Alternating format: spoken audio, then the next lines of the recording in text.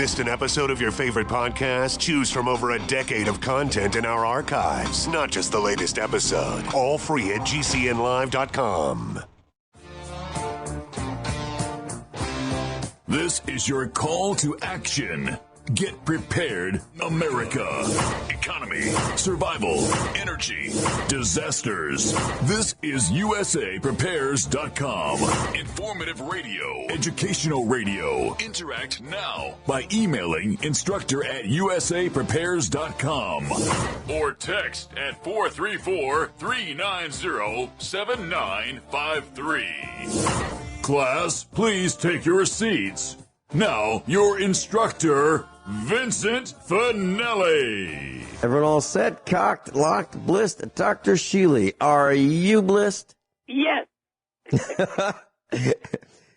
Wow. It's so great to hear your voice, Dr. Shealy. How are the roads how are the roads up in your neck of the woods? Are they covered with ice? No. They're quite clean. Okay. Absolute sheet of ice. The road in front of our farm is an absolute sheet of ice. Probably, maybe an inch thick. Wow. Literally. And I was out last night trying to tell drivers don't go down the hill, by our farm. And I was falling down, just standing in place. Oh, jeez. It was terrible. And so before I go into some of the questions I have for you and topics of discussion, I want to ask you, do you have any things that you'd like to share with us? Nothing new. Okay. All right.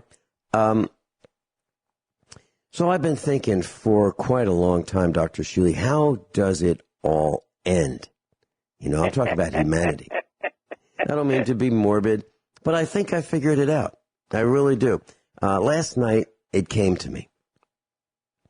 And I think it comes down to our own greed. And I don't mean yours, and I don't mean mine, but I mean collectively. All the greed that people have, the sum of all individual greed, coupled with the sum of all individual stupidity. Okay? And let me give you some examples. And I'd love to hear what your thoughts are regarding those who you've seen, without naming them, in your life, in your medical practice. Is this a medical problem? What is it? But so, for example, people seem to value ball players more than teachers. They seem to value actors and actresses, people who impersonate, more than teachers. People allow Roundup in their food. People trust the USDA, which is the U.S. Department of Agriculture, which now allows pink slime. As of December, the USDA allows pink slime to be called beef. So now when it says all beef, it's possible that whatever is in that container is actually beef plus pink slime, which is also called beef, which is a filler, which is connective tissue, which has been treated with ammonia gas, which is a toxin. People want faster wireless communications without concern for cancers and diseases that it delivers.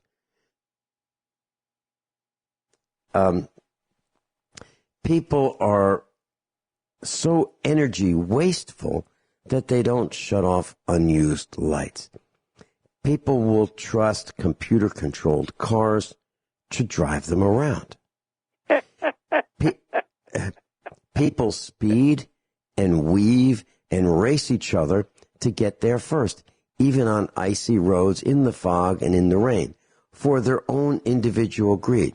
They will pass cars, they'll go on the shoulder and pass cars on the highway. I mean, I've seen this over and over and over again. And they'll even buy Major League Baseball jackets and football jackets with pictures of animals and cartoons on them for hundreds of dollars. And my first thought when I see people with these jackets on is whatever I thought their IQ was, I subtract 25%. I'm just, I'm stunned, Dr. Shealy, by our own stupidity. And I think that humanity is going to go down by the sum of all our individual greed. We want more. Whatever it is, we want more. Like Jeff Bezos, Bill Gates, Eric Schmidt. I'm talking about the captains of spy technology. Those people. They want more and more and more. Where the captains of industry are making hundreds of thousands of times more than the little people who work for them. And I look at the accidents and the risks that people take to get there first on the highways. They'll cut any and everyone off. And so, for example, and I've said this before, in the shopping, in the parking lots where shopping carts are just left anywhere to roll downhill or blow in the breeze and crash into other people's vehicle. Who cares about that, right? It's not our vehicle it's going to get smashed into. Why do we care? I mean, that's the kind of stuff that we see over and over. And it's not any particular race. It's not the blacks. It's not the reds. It's not the yellows. It's not the whites. It's across all races. It's not races. It's people's individual greed. We throw trash out in the oceans without a care for the animals that it destroys, that get trapped in it, that die from eating it. We burn things in the atmosphere that destroy life, like airplanes, because we want to get there faster. Do we really have to fly everywhere? How about not going there? Really? I mean, we go to meetings. We get in an airplane to go to a meeting. Really? For 2 hours? Is that really what we need to do? To burn holes in the atmosphere? Use all that fuel? We drive cars that are fuel inefficient. We pollute our own aquifers. In Springfield, Missouri, there's an aquifer at 450 feet down. It's polluted. So we had to go below that, drill down 600 feet, because that one's not polluted yet. Dr. Shealy, your comments? I mean, I don't want to monopolize the time, but I'm angry about all what you're this. saying is that we do know that 97.3% of people lack adequate conscientiousness. Conscientiousness is the only personality trait that keeps people focused and organized and thoughtful. And 97.3% of people are lacking that. I was watching a video over the weekend. This was Friday night. And this was a video on the news. It was actually from Europe. And this video says that there was a series of car crashes in Kentucky. Then it was, another one said it was in Indiana. Well, actually, it was in Missouri. And it was 47 cars involved in a car crash. Well, actually, it wasn't cars. It was tractor trailers, trucks, and cars. And I saw the video. There's an icy road, kind of like on our, right in front of our farm. It was foggy, cloudy, icy, dangerous. And on Interstate 70, I-70, 47 vehicles crashed into each other. And I saw the video, not just snapshots, but the video of what happened. And it was cars racing along, unable to stop. The vehicles, I mean, if you can't see far enough to stop, you're going too fast. So cars were going so fast, they would run into a massive pileup with blinking lights in front of them on the interstate. Boom, boom, boom. It was like every couple of seconds until 47 vehicles were all mangled. People were hurt. It was, one person was killed, 7 injured in what was called mayhem by the police. Why do we do this? Why do we have to be on the road? You know, what's wrong with checking the weather before we go someplace? Why? Is it all down to conscientiousness? What's interesting to me, Vince, is that at least 80 years ago, I remember my father saying quite frequently, common sense is the uncommon commodity. Now, if it was uncommon 80 years ago, today it doesn't exist practically. I've got to agree with that. I absolutely have to agree with that. And why would a person trust another person to get out on the roads like that? Why would a young person put their young children, I'm talking about a young father, young mother, put their young children, their family, in a vehicle in that kind of weather? Do we really have to go to grandma's house? Do we really have to buy bread? Do we really have to buy milk in this storm? How about we think about that before? How about we don't leave our homes in these situations?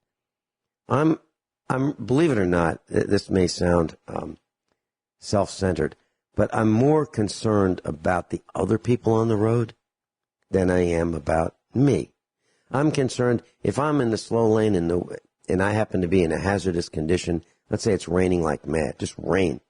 People are flying down the highway in the fast lane and the speed limit on 44 in some areas is 70 miles an hour. And yet people will be flying down above 70, hydroplaning. Makes no sense. Makes no sense. Dan in Texas, you're on with Dr. Norm Shealy. Welcome. Hi. Yes, thanks for taking my call. It's almost been a year since I was preparing taxes, and I heard you on another show, so it's been great listening over the last 12 months. I think recently, as of, I should say 2 months ago, you mentioned about STEM Enhanced Ultra, so I've been taking that for about the same time, and I feel like I can run faster and wake up with all those aches and pains. Well, I'm really glad to hear that because I believe it works. We're talking about a product from Cerule, Dr. Shealy, called STEM Enhanced Ultra. And Right. Stephen Hewer mentioned that it works for him. I tried it. It works for me. And Dan in Texas, hold that thought. We're going into a commercial break, and we'll be right back. And I'd love to hear the rest of your thoughts. And I'd also like to hear if you've saved any money with the things that we talked about when we talked about taxes. We'll be right back, class. Dr. Norman Shealy's with us, normshealy.com. And if you'd like to go to his website and look at some of his offerings, his supplements, his books, right there at normshealy.com, normshealy.com. And let's see, Dan in Texas, you're back with us. Please continue. Yes, thanks.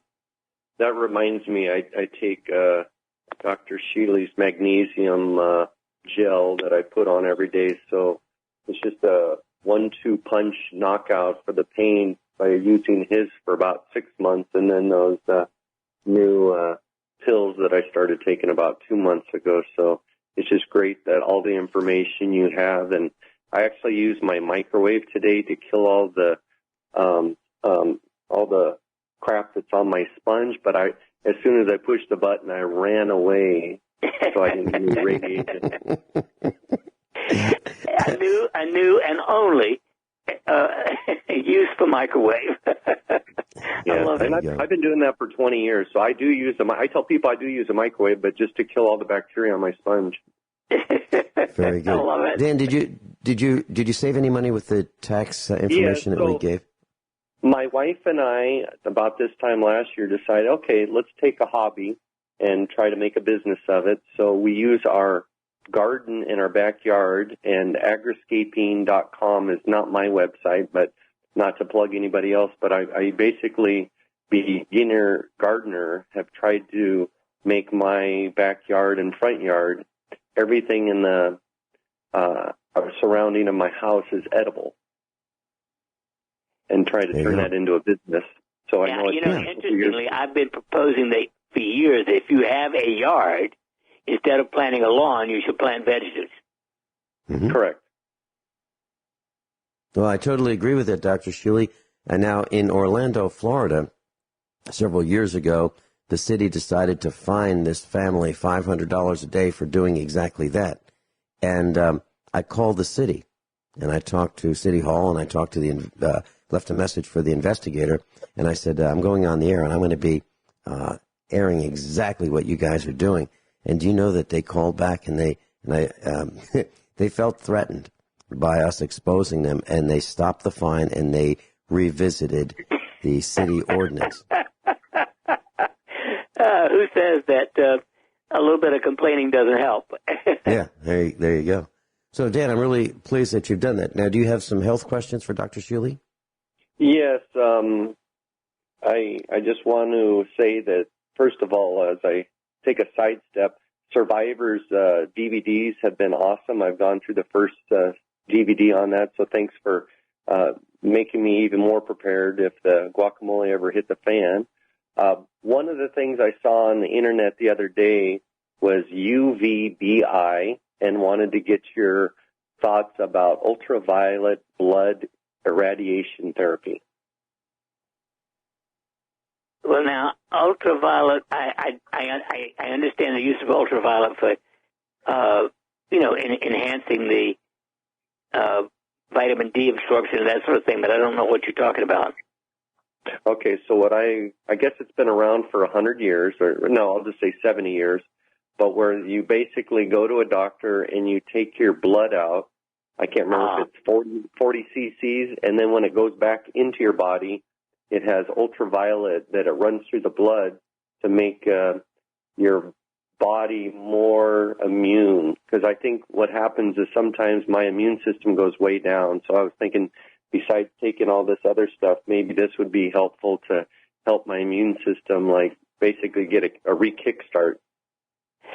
Now, it's interesting. For someone who's been out of the box for the last 48 years, I don't know that particular treatment, but I will be looking it up.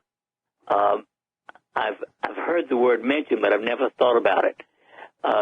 To me, there are many, many ways to roam, and that one certainly sounds safer than a lot of things. Yeah, they say around the country it costs about $200. It takes about 45 minutes. So I was just looking here in Texas if there were any doctors that would do that. So that's kind of my research today. But I thought, let me call in to once again praise you guys for all the different information you guys come across on a weekly basis now for a whole year. I'm just thankful I'm able to listen to you. So I'm gonna let you guys go. Thanks for all you do. God bless you.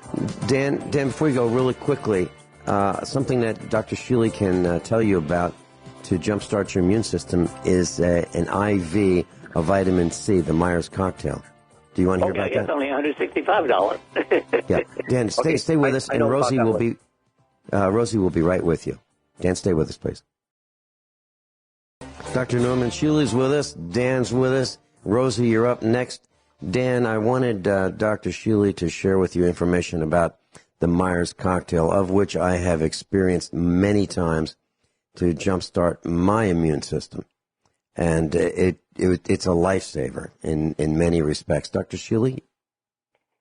Well, I've been using that since the 70s, and a single dose of that is one of the strongest things I know to enhance immune function. Now, interestingly, so far, I've not been able to find a scientific article on ultraviolet, but, obviously I don't have the time right now to get it adequately done. I'll be searching it liberally to find out what I don't know about it. Okay. So Dan, if you're in Texas, but if you get a chance to check with Dr. Shealy's clinic, 417-351-5221 is the contact number. I'm sure it can be arranged. It's a procedure that takes between 45 minutes to a couple of hours, depending on the patient.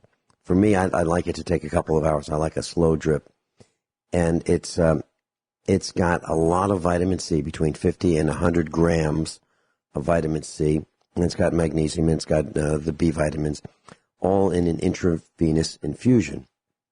And I remember the first time I had one, I called up my son, and I said, get ready. When I get home, we got a lot of things to do because I'm years younger, and I want to get a lot of things done now, and today. And that's the experience that I had each time I've gotten one. But it also makes you urinate like crazy. Like, I mean, like every 10 minutes for, an hour or so. Guess what, guys? I found the first article in PubMed, Ultraviolet Irradiation of Blood, the Cure That Time Forgot, published in 2017. So there at least is some scientific article behind it. I'll do a lot further. Dan, send me an email, and I'll let you know what I do. Norm@normshealy.com when I find it all. Thank you. Okay. Very good, Dan. Anything else you want to share with us? No, just keep up the good work, and it's a pleasure to listen to you. Sometimes I have to wait a week to finally archive you, but it's been great to have you on YouTube as well to listen through the archives. Wonderful. Dan, thanks so much for being with us. All right. Bye-bye. Bye. Looks like Rosie had to jump off. Rosie, if you get a chance to give us a call, that'd be great. I know she's working. And, I know Rosie in Springfield. Dr. Shealy, there's a teacher, 27 years old, pretty girl. She was hit and killed by a truck in New York City when she was pulling her suitcase across the street. Now, the reason I'm mentioning this is because this is some of the behavior that we seem to be engaged in. It's avoidable, it's unacceptable, and often it ends in tragedy. The problem was she was wearing a hood. It was cold out in New York City. And she was wearing a hood, jacket and hood, and she had earphones in her ears. And she's crossing the street. Now, how can a person do that? I've seen it happen. I've seen people next to me going down the highway with earbuds in their ears, earphones over their ears, driving a vehicle. Your thoughts? Well, I think it is beyond intelligence to be listening to and talking on and texting when you are walking around, let alone driving. I think it is one of the great, great stupidities of modern people. People are so distracted today, Dr. Shealy, that in some countries in Europe, they're so used to looking down at their phone while they're in the cities that they're crossing the streets without paying attention to the traffic. So they've now embedded the traffic lights in the sidewalk. So as you approach... Oh, my, how stupid can you get? Well, it's really true. So you can be looking down and still maybe see the traffic light, flashing red. So you just might get that additional reminder that maybe you should pay attention to those surroundings. But I see joggers with earbuds jogging on the city streets, jogging with earphones, oblivious to the sounds around them. And if they watch some of these YouTube videos about, I would consider it the world's stupidest people. I'm talking about car accidents. I'm talking about, just look up the car accidents on YouTube. You won't believe what people do. They're trying to park their vehicle, drive into buildings. I don't mean just bump into buildings. I mean drive right into them, right inside through the glass windows in buildings. It's amazing how stupid we've become. There's an article that I've got in front of me. Just one more example. So the headline of TheGuardian.com, Dr. Shealy, is, and these are all symptoms of conscientiousness, which I know that you are very keenly interested in. Headline, Florida is drowning. Condos are still being built. Can humans see the writing on the wall? Now, what they're talking about is they keep building in these low areas in Florida. as the sea levels rise, these buildings will be underwater. But yet, people haven't figured out that maybe it's not a good idea to build at sea level. But yet they're still doing it. So this is part of that same thread that we started this broadcast with Dr. Shealy, which is we're not paying attention. And according to this article, it said there was a developer, a real estate developer who wanted to remain anonymous, and he was surprised that people are still buying, building, and investing in coastal Florida. He estimated that a decade ago, only 1 in 10 buyers asked about the property elevation. 10% of the people said, "Hey, do we have to worry about this? You know, the elevation of this land that we're building this building on." 1 in 10 was interested, but today it looks like 6 out of 10. So 40% of the people have no clue that the ocean can rise and flood their brand new building. No clue. Well, how's it possible?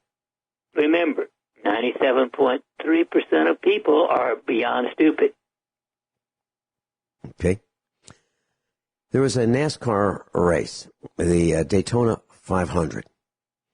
And this was, I think it's Friday. Let's see, I'll tell you in just a second. Yeah, it was Friday. It was a Daytona 500 race. There were 40 cars in the race. Now, I looked up the speed that these cars drive at. They average about 200 miles an hour. Wow. They're racing around the fastest car might be 201 miles per hour. The slowest car might be 2 miles an hour slower. Okay? So these cars are really, really close in performance, and they're really, really close in aerodynamics, and they're really close in every respect. I mean, there's just a hair's difference between them, literally. So now it gets down to hundredths of a second in time around the lap, literally hundredths of a second. So these cars there's 40 of them going around this track. It takes about 44 seconds to go around this track. So let me give you an example. The fastest time was 44.936 seconds. That's the fastest. The slowest was 47.818 seconds around the track. Well, there's a thing that these drivers do. If they can't win by being the fastest car, what they will do is they will bump into each other. Literally tap the other driver. So they'll get behind one or just alongside one and just give them a little tap. At 200 miles an hour, a little tap is a big deal, a huge deal. So what happened was this one jerk decides, his name is Paul Menard, Menard. He was behind a guy, taps him, and causes an 18-car collision. Fiery crash. 18 cars. Because he wanted to win. At all costs. Lives of others be damned. He didn't care. He was willing to damage the lives, the vehicles, just so he could win. And what does he say? One of the dumbest things I've ever heard in my life. The quote, "My bad. My bad." What kind of an expression is "my bad" for causing an 18-car melee on a racetrack? Intentionally. Dr. Shealy, I can't stand it. I'm trying to detach. Watch your language. Stand it. You don't want to wind up with a leg problem. Seriously, Dr. Shealy, I'm at a loss for words at the stupidity that people have, the carelessness that people have, the total disregard for the health, welfare, safety of others. And I'm talking about everything. And these pileups that I just mentioned, the one at Daytona and on the interstate, both of them on Friday, all could have been prevented. Is it the electromagnetic radiation? Is it the cell phone that people have in their cars that's causing this? Is it the anger? Did they not get enough love when they were a child? Is it everything? Can you give us a little more insight into what you think it is, and can we fix it, or are we beyond repair? Class, Dr. Norman Shealy is with us, and he is extremely interested in conscientiousness, and that's what we're talking about today, how to improve our conscious behavior, things that we think about, things that we need to think about, things that so many people don't think about. Dr. Shealy, I'm kind of convinced that we're going down, and this is the reason, because we're not conscientious. Well, I'm with you all the way. Now, interestingly, just before the break, you asked about why people are not conscientious, essentially, why they do. And the reason is a lack of adequate oxytocin in childhood. In other words, 40% of children are born out of wedlock. They have a phenomenally horrible life expectancy. I mean, we could talk all day about how bad it is to be unwanted and born to a single mother. In addition, if there's a major trauma in childhood, the first 7 years, such as divorce of parents, that blocks the child's oxytocin. So if we look at 40% plus, say, even half of the others, that's at least 70% of kids, for one reason or another, did not get adequate nurturing during childhood. And there are other things that can lead to this. And so people become careless and, well, to me, stupid, because they don't have enough self-esteem to take care of themselves, let alone worry about anybody else. Dr. Shealy, I know of some young people who have come into this world with the circumstances that you're talking about that's not within their control. So, for example, I know of a young girl whose father had been arrested a bunch of times by the police for involvement with drugs. So mom raised the child herself. It's really, really tough in those circumstances to be grounded, right? So what can that person do? Is there a fix, or is the genie out of the bottle? Well, if they somehow have the gumption, the willpower, do autogenic training, just plain old autogenic training, that can restore their self-esteem. If they aren't willing to do that, the only other thing I know that could help is gamma production in the brain, which can be done with our chakra sweep PEMF device. Okay, the chakra suite pulsed electromagnetic frequency device. Yes, they put you in gamma. Okay. Dr. Shealy, I know someone who's pretty depressed. To the point where the person doesn't want to go to work anymore. And I can see that this is not a good situation.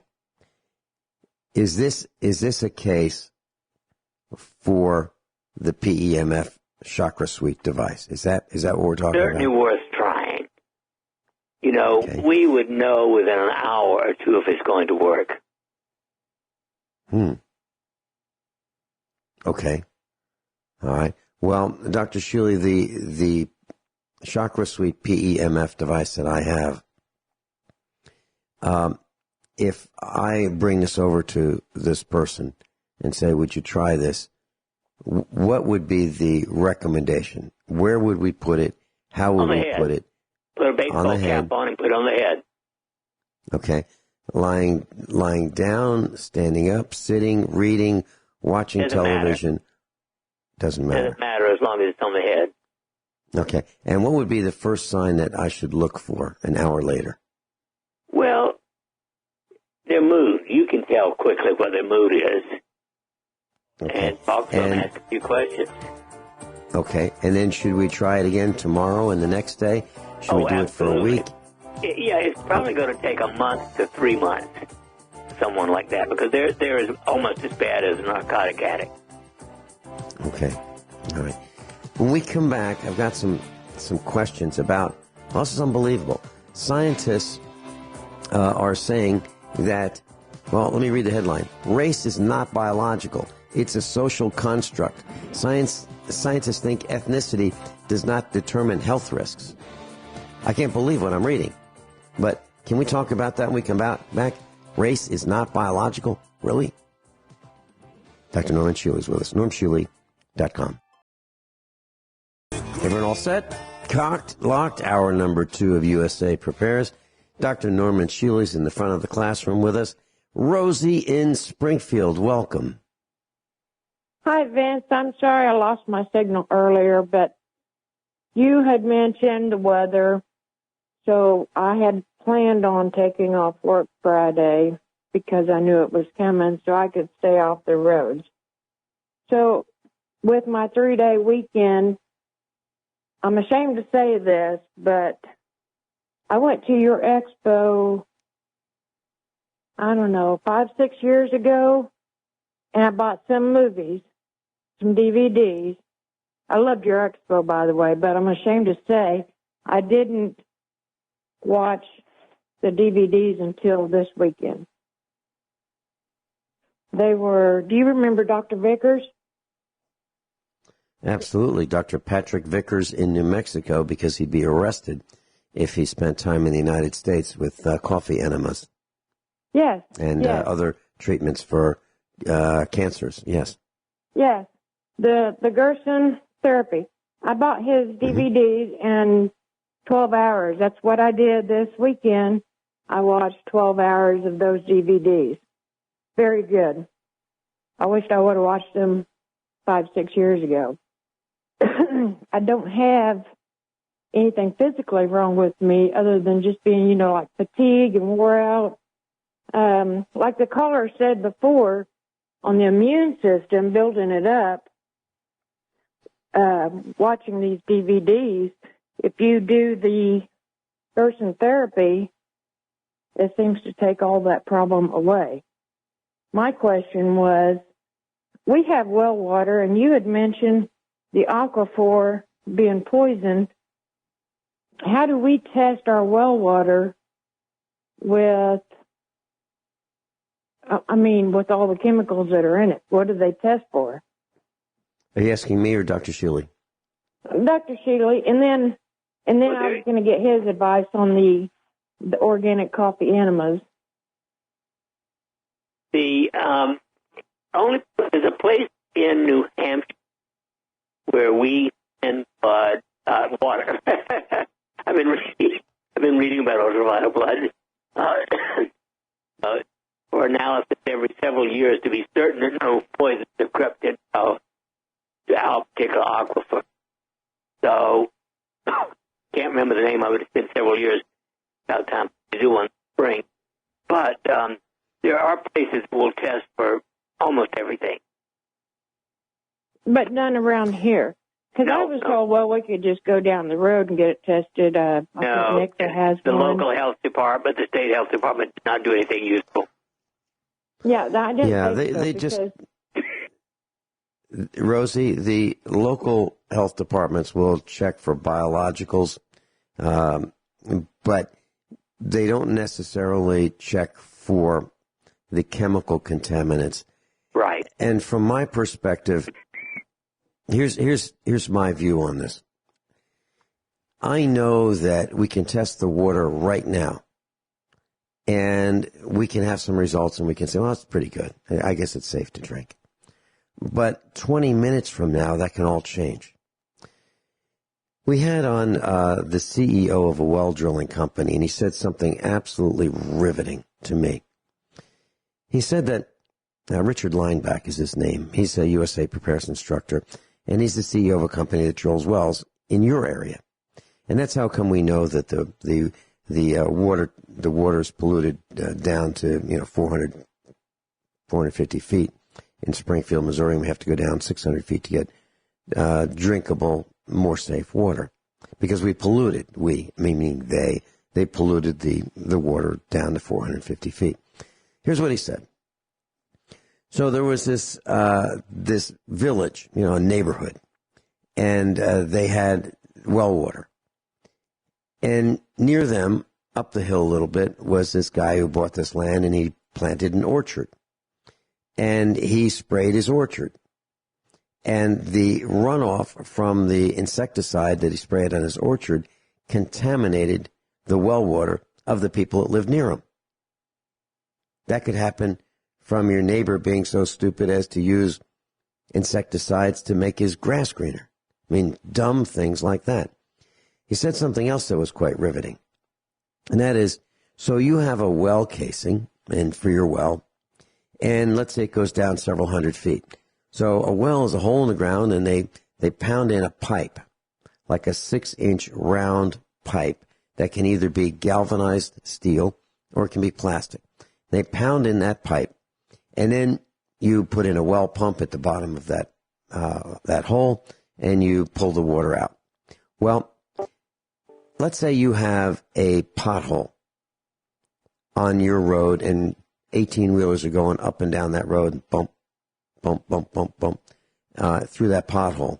That shaking of the ground can open up a little sliver of a gap between the well pipe and the ground. And so runoff can go into your well pipe, right along the outside of it, into your well, and you can be poisoned because of a pothole near you. Or a railroad track where the trains keep coming and they go over those gaps in the track, and it's boom, boom, boom, boom, boom, boom, boom, boom, boom, whenever these trains go by. So I know this because I've heard this. And what I do is I use a water filter with carbon activated. My next question. I bought your Berkey. Yeah. Berkey's fine and ProPure's fine. And so what I do is I use those filters, and I kind of guess at how many gallons have gone through, and I change them at the appropriate times. That's what I do. So I'm pretty sure that the water I'm drinking is safe. Now, the water that I bathe in, I don't know. Because it could change in 20 minutes. That was my next question, was if the Berkey would take out, if I ran my water through the Berkey, could I use that for the enemas? Because, that talks about you don't want to poison your body with poison while you're trying to take the poison out. You're way better off, in my opinion, using carbon block filtered water, whether it be Berkey or ProPure. Okay? You're way better off. But here's where I get in trouble. But I'm going to say it anyway. We had been recommending Berkey water filters. And there was a time when they had a defect. And I called the company, and I said, there is a crack between the stem of the carbon block water filter and the carbon. And when you put the filter in, water will run right through that crack, just as I described with the well failure. And water would run around the filter, down the stem, but not through the filter. And I called them up, and they said they were aware of it. And I explained to them that I sold these at the Get Prepared Expo. And I wanted to offer to our customers, USA Prepares customers, replacement water filters. And I thought that they would say, would it be okay if we sent you 12 of them? So if anyone comes up to you and says we have a problem like that, you could just hand them one. And they wouldn't do it. They said that they needed validation. That was the exact word that they used, that there was a failure. And I said, what, are you kidding me? I know there's a failure. I have them here. And I thought you would say, tell you what, Mr. Finelli, would it be okay if we sent you 12 of them? And you could just give them to whoever said they had a problem and believe that they had the same problem that you had? Would it be okay if we did that? But they wouldn't do it. So I stopped doing business with Berkey. Yeah, now, that doesn't mean that... So I don't know if mine works or not. Well, here's what you do. If you pour water into the upper canister and you hear it go drip, drip, drip, drip, drip that fast, it's not working. Okay? It's more like drip, drip, drip. So if it's going too fast, if it's filtering too fast, you probably have a failure, the kind that I'm talking about. Now, that doesn't mean that Berkey's haven't fixed that problem. They might have fixed it. I don't know. I stopped doing business with them because they gave me a hard time. And the thing that makes me more angry than probably anything else is when people give my customers a hard time. That sends me out over the edge. So, Okay. and by the way, the death sentence for a broadcaster is talking about an advertiser. That's the death sentence. Dr. Okay. Shealy, is that right or not? Yes. You know, criticism by the establishment does not like criticism. Right. So I got a question. Rosie, I don't do email and internet. Rosie, and I have to say I'm this. having a hard time finding an enema. Rosie, I have to say this. Old-fashioned. I have to say this. Berkey may be perfectly fine at this point. I don't know. So if you have a question, call Berkey. Call the factory and ask them. Okay, back to your enema question. I'm having a hard time finding an enema anywhere, an old-fashioned one. Did the medical supply people have them here? Because I went to 5 different places yesterday looking for them. Dr. Shealy, I don't know the answer to that question. I don't have internet and I don't order things online. Okay. I don't know how you can find half the things you need anymore. Okay. Let's see. I found it on the internet. Yes. You can. Yeah, I found it on the internet too. I was just wondering if there's anywhere local that you could get those. Well, the Chinese factory outlet has one. Walmart. Okay, according to I've already been there. Okay, according to what I'm looking at right now, they have one for $22.50, free shipping, no tax, Walmart. That's what it says. Yeah, online. Yeah. Okay, thank you. All right, Rosie, thank you very much. Dr. Shealy and I'll be right back. Dr. Norman Shealy is with us. Dr. Shealy, there are plenty of enema bottle bag kits as low as $15.50 at the Chinese factory outlet Walmart. You can get it online. Dr. Shealy, I remember seeing enema bags in the 1950s, the 1960s. What happened? You don't hear about that anymore, right? Well, yeah. I can tell you that I've never taken an enema in my own life. Don't plan on it, but, you know, it's okay. Okay. So, class, an enema is to flush out the lower part of your colon with warm water and maybe some additives in it, but doesn't all, well, maybe some people might think it's pleasant. I mean, society's getting pretty twisted, but most of us, I'm sure, would think it's not all that pleasant. Dr. Shealy, we're talking about this article that scientists say race is not biological. It's a social construct. Scientists say ethnicity does not determine health risks, and doctors who say so are just fueling racial prejudice. They say the difference between racial groups are minimal and the differences within groups are huge. Does that make any sense? That's true, but I don't see that our native, if you will, or inherent genetic strength is part of racism. Racism is a dislike of people because of color or speech or something. I mean, I grew up in one of the most racist states in the Union, South Carolina, and I never could understand why I was not allowed to play with little black children. Mm-hmm. And, of course, one of the reasons I don't live in South Carolina is I don't like that behavior. Mm-hmm. Mm-hmm. Yeah, and what my concern is a medical concern.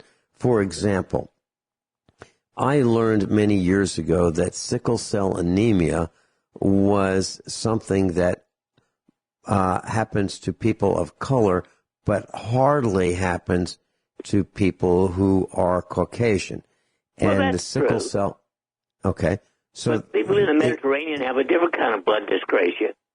You know, I mean, but those have nothing to do with racism as far as personality and emotions are concerned.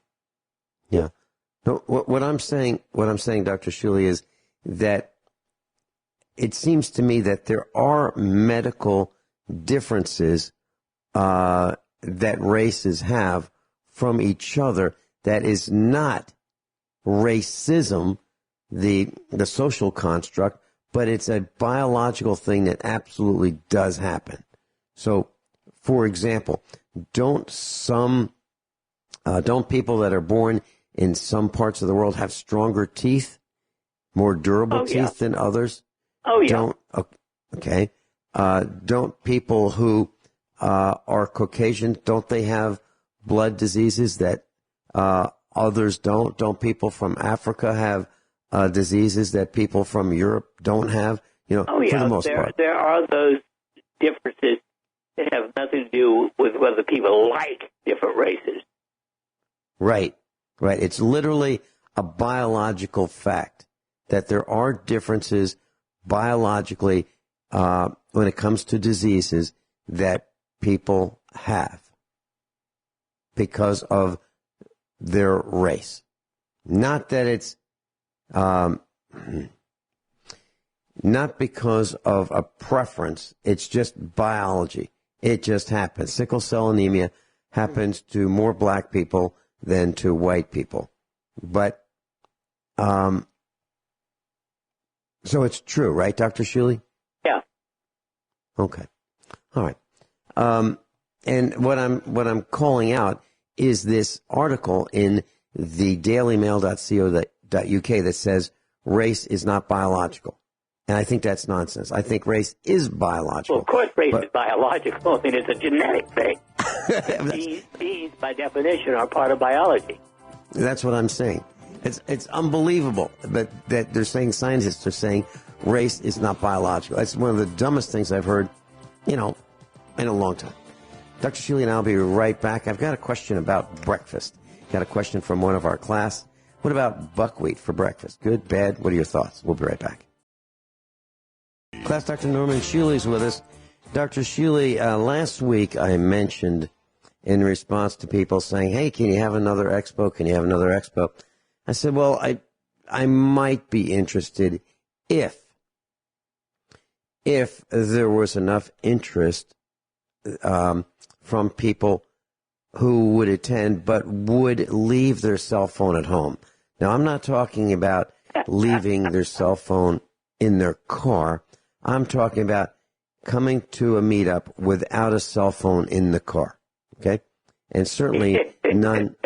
And I said I would be very. I said I'd be very surprised if we had 100. And I said I would read the results. So far, Robert in Kansas, he's an instructor. Grace Thorne, an instructor. Rodney, Wendy, Lou Cassidy, Sam, Joe, G, and Joey in Michigan. That's 8. Now, those would be the people who would want to attend, not speakers, but those would be the ones who would want to attend so far. I said I'd be very surprised if we had 100. So we have 8. So if you're interested, class, in an expo, and you would leave your cell phone at home, not come to it with it in your car or anywhere with you as you travel to the expo in Missouri, would you be willing to do that and leave your cell phone at home? If you are, please send me an email, instructor@usaprepares.com. Instructor@usaprepares.com. I will not read your name. Well, I did read Robert in Kansas, and I did read Grace Thorne, and I'm sure she doesn't mind.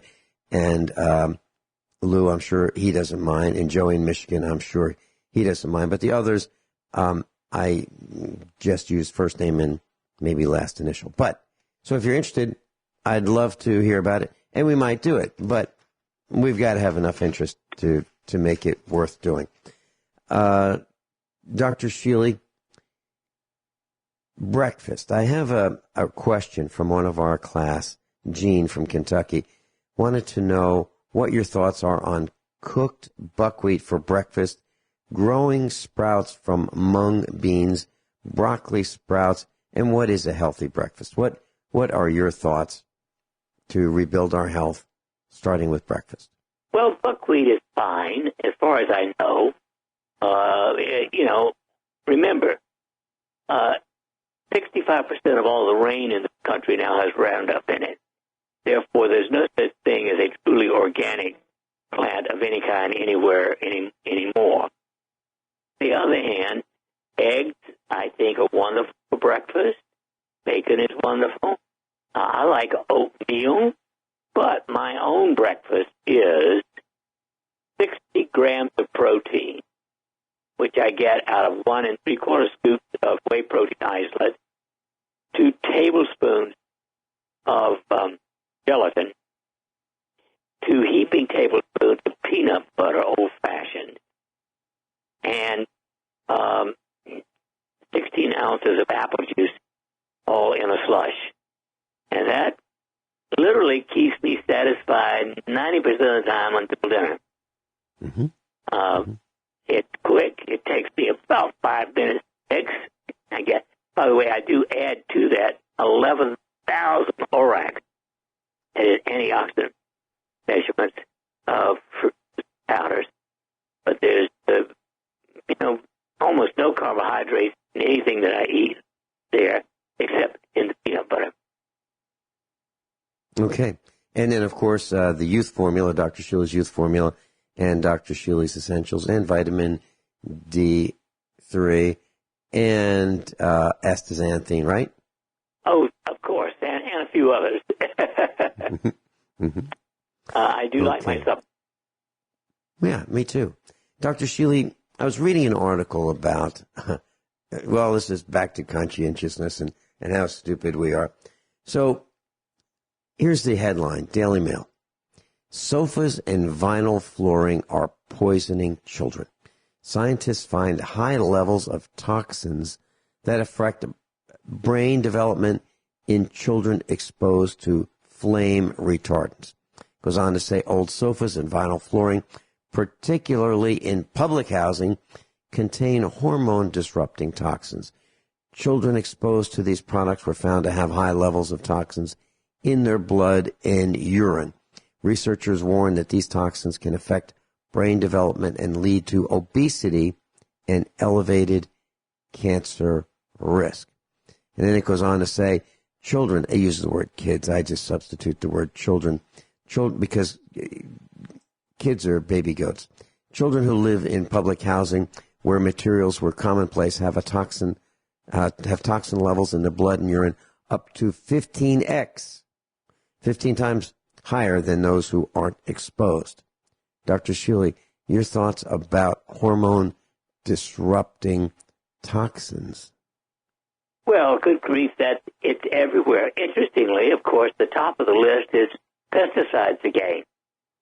And they are extremely bad for many things in your body. The most plastic materials, bottles, tissues, and other such things also have estrogenic and other hormonal disruptors, so to speak. So, among the stupidity of humans that you didn't mention, it is our use of poison. Yeah, and kills bugs on contact. Really? Okay, so if it kills bugs on contact, what does it do to bigger things, bigger life? Well, I think we've talked about this. The decrease in insects throughout the world is remarkable. Yes, we did. Yeah, we talked about that. Dr. Shealy, I just wrote down a couple other things here. All right, so we have poisoned ourselves with flame retardant chemicals. We've poisoned ourselves with microfibers. We've poisoned ourselves with all kinds of things that, even our rugs, if we have rugs that have, made with plastics and so forth, and we breathe all that. It's our own stupidity, Dr. Shealy, as far as I can tell. Ted in Washington, welcome. You're on with Dr. Norman Shealy. Hello, good morning, gentlemen. Thank you for taking my call. Hey, great. What's up? I wanted to find out if you can please elaborate a little bit more on one of your breakfast ingredients that you mentioned. You said part of your breakfast is whey protein isolate. Yes. A scoop has 24 grams of protein, and I take 1 3/4 scoop. So you see that brings me up to about 42 grams. Then I use 2 level tablespoons of plain old beef gelatin. That gives me another 18 grams of protein. And then I like my old-fashioned peanut butter, 2 heaping tablespoons. It gives me about another 12 grams of protein. Then I put into that 2 supplements, one of which contains 6,000 ORACs. That's equal to 6 servings of fruits and vegetables. And then I take the Sunrise, Kyani Sunrise gives me another 5,000 ORAC units. So I get 11,000 ORAC units. The minimum daily requirement is 5. And then you could use water, of course, but I happen to like apple juice since I don't eat hardly any carbohydrates. I use 16 ounces of apple juice. Excellent. And then I blenderize it, and that's my breakfast. I understand. The reason I was asking if you can please elaborate more on the difference between whey protein isolate and whey protein concentrate. There's not enough difference that it matters as far as I can tell. I've looked at both. They both are excellent. Okay. Because I did have some different information about that. I'd have to pull up the article. If it would be okay with you, Vincent, if I can mention that. Sure, absolutely. Several years ago, Dr. Joseph Mercola on Mercola.com, he had an in-depth article talking about the difference between whey protein isolate and whey protein concentrate. I do not recall exactly which of the two was recommended above the other, whether it's isolate or concentrate, but he went on and on into the pros and cons of each and how he was able to not necessarily justify one over the other, but to really bring out more information about the differences. And that's why I was very curious as to Dr. Shealy, the way he takes his. So thank you for going into the in-depth elaboration on your end. The isolates have a higher concentrate of protein than the concentrates, and that's one of the reasons that I use those. But other than that, I don't think there's enough difference to matter. Okay, excellent. Thank you, Dr. Shealy. Appreciate it. Hey, thanks for calling. Thank you, Ted. Thank you, Vincent. My pleasure. Robert in Kansas, welcome. Hey, good morning, Vincent. Good morning. I've got you on the list. You'd leave your cell phone at home. Are you sure you got my email right? I got your email, and I'm looking at the list right now. Robert, I believe you were first. Tell you 1 second. On the list. Oh, yeah. Number 1, Robert in Kansas. Yep, you were the first. Well, I'm honored. I'm honored, Vincent. I'm honored to talk to Dr. Shealy. I had some questions about, you were talking about, Doctor, the people with mental issues and having a rough life and things that can happen to somebody. And I was curious about what is your connection, or how would you relate exercise in that situation, or just bringing about psychological or more of a neurological health to somebody? How would you talk about that? All right, so we're going into a break. Talk about that. I love it. Let's talk about that during our break. The relationship of exercise to overall health and overcoming some of the problems that we've been dealt through birth. Robert in Kansas, Dr. Norman Shealy, and I'll be right back. Dr. Norman Shealy's with us. 417-351-5221 is the contact number for Dr. Norman Shealy in Springfield. NormShealy.com is the website, and norm@normshealy.com is the email address. Robert in Kansas had a question about exercise. Dr. Shealy, your thoughts? Well, I strongly urge a minimum of 30 minutes, 5 days a week. Now, personally, I do 90 minutes every morning, 7 days a week. To me, exercise is almost as important as everything that you eat. It makes you feel good. It gives you energy. It increases mood. It increases health. I don't know any. The only down is you do something stupid or overexert yourself in some way, but it's really a wonderful thing. Robert? Okay, thank you, Dr. Shealy. Dr. Miller said in class one time, I have written down here, he said that cancer can't live in an oxygen-rich environment. And I believe he included bacteria and viruses and things in that too. What are your thoughts on that statement? And then again, how would you relate exercise to oxygenation of the body? Well, exercise increases your oxygenation because it increases blood flow, you breathe harder, and you get up often to 100% oxygenation of your blood. And there's no question that oxygenation is good in every conceivable way. And exercise is good in every conceivable way for your overall health.